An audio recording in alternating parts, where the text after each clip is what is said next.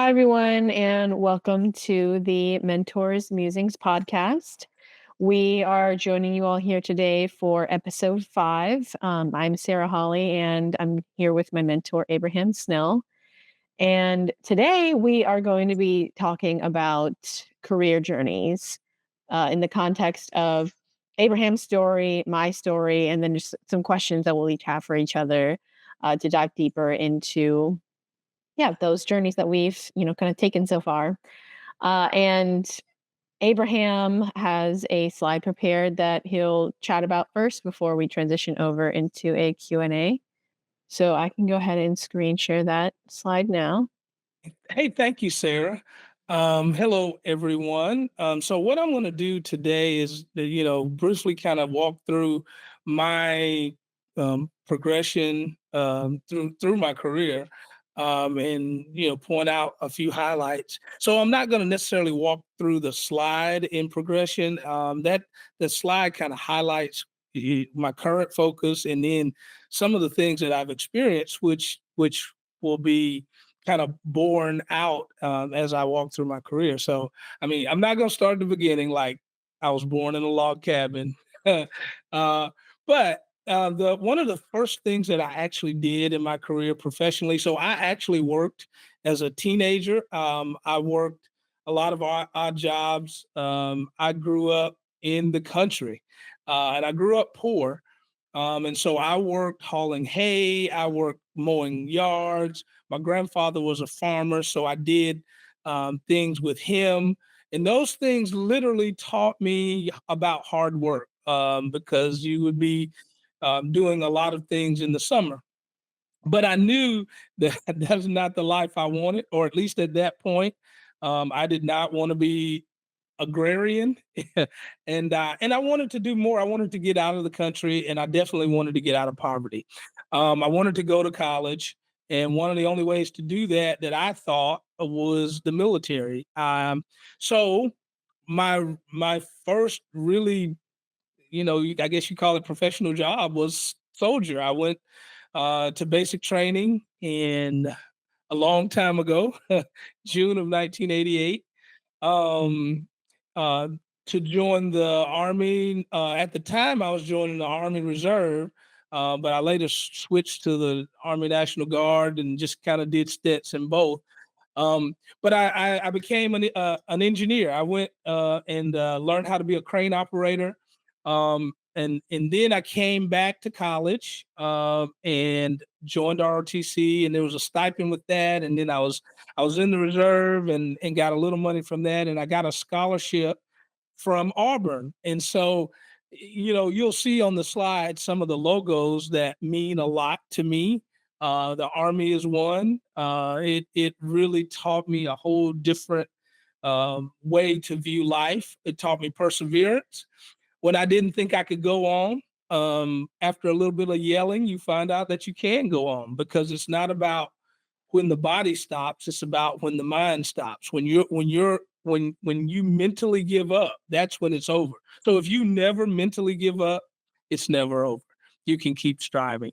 Um, so then, almost a year before I graduated with my second degree in as a computer engineer, um, I worked for the USDA as a programmer, and I was revising, reverse engineering C code. That was a long time ago. Um, and that job kind of was my first introduction into tech. And it also taught me, even though my degree was geared towards software engineering, that job taught me that I didn't just want to be a programmer, because for me, that just didn't have enough interaction, and I'm an extrovert. So and then, so my first job out of college, when I graduated, I went to Bell South, one of the what they used to call baby bells. AT&T broke up into several smaller regional companies, and Bell South was one of those regional companies. And it was there that I was introduced to Sun technology in college because all of our programming assignments were done on Solaris, on the little pizza boxes in our lab, and they had some Windows and some Mac, but most of what the engineers did was on Sun. So going to Bell South, I already had experience. Sun had Sun experience, and so I started running their Sun servers. Well, some of their Sun servers. Bell South. Um, Team was huge. It was huge. There were 150 system administrators and tens of thousands of systems of every flavor that you can think of. It was um, it was the heyday of computing. I was immersed in all of the technology, the latest technology, anything you can think of. Someone was doing it at Bell South. And in fact, the creator of the C language and of Unix, they were still at Bell Labs at the time. That, man, I'm dating myself, but they were still at Bell Labs at the time that I worked for Bell South. So it was a great time. Um, and that job, that's the job where everybody in tech, I think, has at least if you're in operations in some way, has the story of crashing a production system. And so that was the first time I crashed a production system. And it was so this system was the system that gave the technicians who would put in phone lines for all of you. It gave them their orders, and so 13,000 technicians across a 9-state area were down for almost 3 days, based on a database that I crashed. And I crashed the database trying to do the right thing, but apparently it wasn't the right thing. But what I learned here in at Bell South is my manager supported me. We had to go sit in front of a vice president and explain why we had this outage because it cost a couple $1 million. And my manager supported me. I was brand new in tech, and he was like, what we do is not easy. Mistakes are bound to happen. This is, and I stayed up for 72 hours to recover, on the phone with Oracle and everybody else. So this role taught me that leaders should support. Now, leaders shouldn't support you in wrong, but leaders definitely support in learning. And it was a learning experience for me. And it was also an experience where I learned about the loyalty of my leader. And so that story sticks with me. Moved on to EDS, essentially the same job. EDS Bell South outsourced all of their infrastructure. During that time, I was still pretty young, but because I was really skilled at what I did, I became a team leader. And so you had someone that's barely 30. I think I was probably not 30 yet. And I'm leading people who had been working for Bell South for 20 years, 40 years. And so it was a time for me to practice that leadership experience that I'd learned in the military. And I think it went pretty well. I think people were very respectful. They always had come to me to answer questions because I was the young new Unix guy, and I was always kind of learning new things and new ways to do things, writing scripts, that kind of thing. And so they were already coming to me, but once I became a team lead, it was a level of respect, and I was still learning from them. Leaders still learn. I mean, I'm somebody's team lead and they're mentoring me because they've been around the business. And so that's one of those places where you learn the idea of reciprocal learning, where leaders can learn from people that they lead, and people that are being led can mentor. So that was great. From there, I went to Sun Microsystems because I was running Sun Systems, and apparently doing a well enough job that they made me a couple of offers the first time I stayed, the second time I left. And Sun, hands down, was my favorite company. I'd never been in an environment that was so innovative, so just kind of free. Back then, we used to refer to them as West Coast cultures versus East Coast cultures. East Coast cultures were suited up. You wore your suit to work every day. West Coast cultures, you wore flip flops and shorts. I remember going to the interview with Sun, and I was all dressed up, and they were like, "Oh, you must be here to interview." And they said, "Our dress code is you must dress. That's it. You must dress." And so, yeah, it was. I learned. So this role was my learning role. This is where I was immersed into technology with people who were absolute geniuses. They just knew all kinds of things and they taught me all kinds of things. So that was great.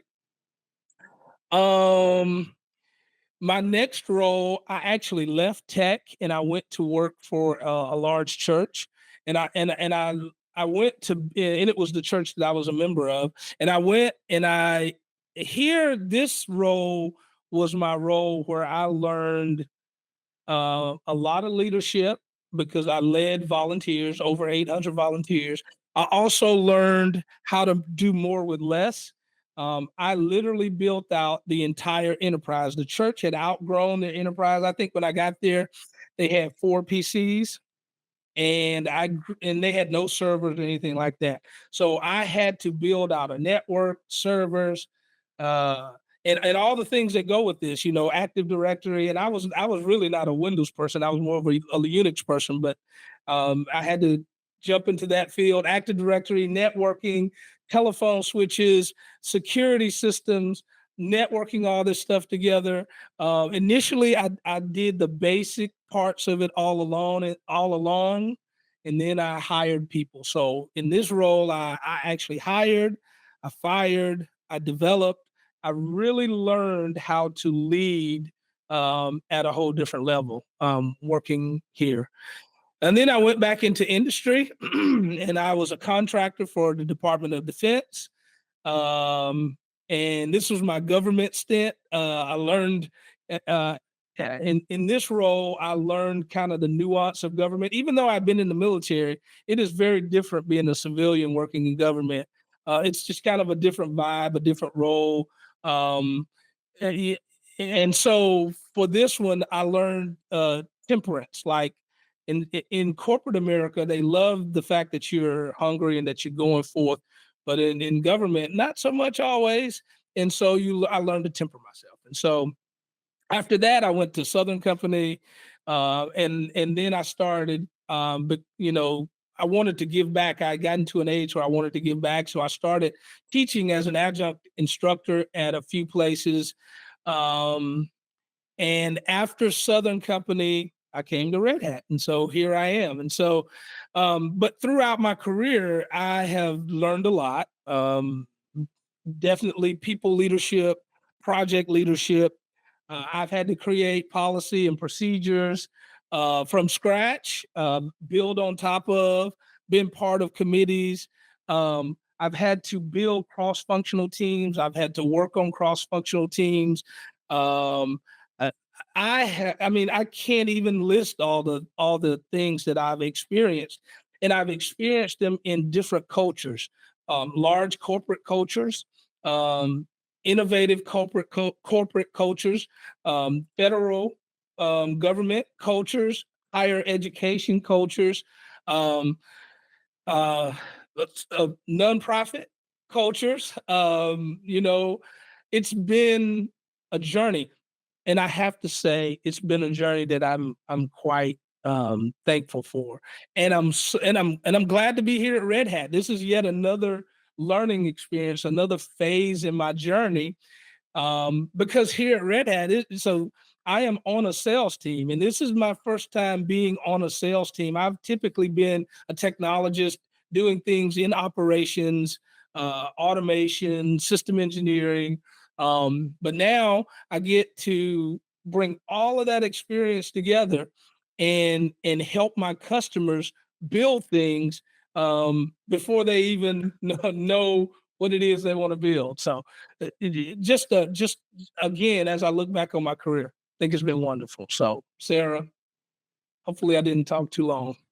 No worries. Yeah, that was fantastic to, just hear more about your story, Abraham. I knew a lot of that, but just kind of getting more into the details, I really appreciated hearing about it. So let me take this slide down. So, Abraham, you talked about a lot of different, kind of themes and learnings from your career journey, like maybe individual aspects of the journey, perseverance that you learned while you're in the army. Also, like the importance of loyalty while, you were with Bell South. And, you know, just learning from others and, just absorbing all of the, insights that are around you, while you were with Sun Microsystems. There's a lot of good insights there. So, I guess what I'm trying to say is, just looking at your career journey overall, in retrospect, what are some of the key lessons that you learned that you'd like to share? Yeah. So one of the lessons, now that I look back on the journey, um, I don't think I have a lot of regrets, but but some of that time I was really busy trying to be and get someplace, right? Like whatever we think success is, sometimes we spend a lot of time climbing, quote unquote, the corporate ladder. And I think that's important. I think that's fine. I think what happens a lot of times is we fail to realize that that it is a journey. It's not like some destination you're going to get to one day. Maybe that's because of the age that I am, but it's not like some destination you're going to get to one day and it's going to ultimately fulfill you. If you're trying to be CEO, you will get to be CEO one day, but that's not the end. You don't just end your life there. I mean, you keep going and growing. And so the lesson in this is to be present throughout the journey, because success is not a destination. Success is a journey. Success is literally daily, hourly decision making outcomes. Some of those outcomes won't be positive. Some of those will be positive. But at the end of the day, your success is measured in not just the dollars and cents that you make, not just the titles that are put beside your name. Those accomplishments are great, and it's great to have money. It gives you options. I understand all that, but ultimately, you're going to get to a point in life where this daily happiness is more important, where you're at peace. You just want to be at peace. You want to achieve, but you want to be at peace. And the best way to do that is to be present through the journey. There are parts of my journey that I literally don't remember because I was so focused on not being in that moment, but I was so focused on getting to something or getting to somewhere. So I would say, and you can start right now. If you haven't been present, you can start right now being present, each day, each hour, in the moment, enjoying those experiences and not be so destination focused. Yes, have goals, absolutely have goals, but more importantly, I would say have a process. And there were, times in my history, in my journey, where I didn't have a process. I was reaching for a goal. But when you have a process, the process will take you to your goal.